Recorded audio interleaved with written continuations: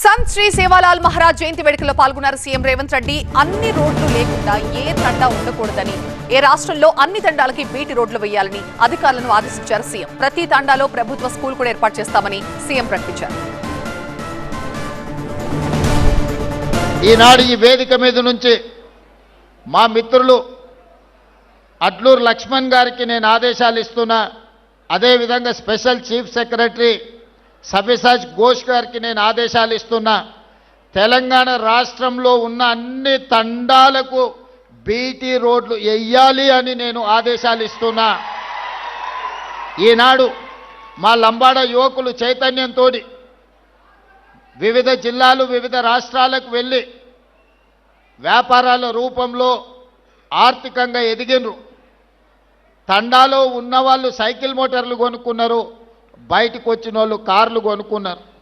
సొంత ఊరికి వెళ్ళాలి అని అంటే వాళ్ళ తండాకి వెళ్ళాలి, తండలో ఉండే వాళ్ళ దాయాదులను కలవాలి అని అంటే వాళ్ళు కొనుక్కున్న సైకిల్ మోటార్ అయినా కార్ అయినా ఆ తండాలకు వెళ్ళలేని పరిస్థితి.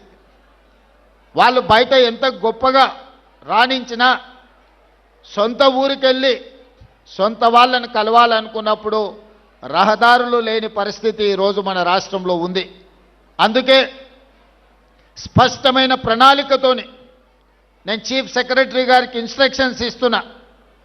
ప్రతి తండాలో పాఠశాల ఉండాలి, పాఠశాల భవనానికి మీరు ఏర్పాట్లు చేయండి. దాదాపుగా కొన్ని వేల గ్రామ పంచాయతీలను గత ప్రభుత్వం చేసినా అన్నది, కానీ ఏ గ్రామ పంచాయతీలో గ్రామ పంచాయతీ భవనం లేదు. గ్రామ పంచాయతీ భవనం లేకుండా గ్రామ పంచాయతీ సర్పంచ్ ఎవరైనా గిరిజన సోదరుడే అవుతాడు. అది గూడాలు కావచ్చు, తండాలు కావచ్చు. గ్రామ పంచాయతీ లేకుండా ఏ విధంగా వాళ్ళు పరిపాలనను ముందుకు తీసుకెళ్తారు? అందుకే గిరిజన గ్రామ పంచాయతీలో రాష్ట్రంలో ఎన్నుంటే అన్ని గ్రామ పంచాయతీ భవనాలు నిర్మించడానికి మీరు ప్రణాళికలు సిద్ధం చేయండి.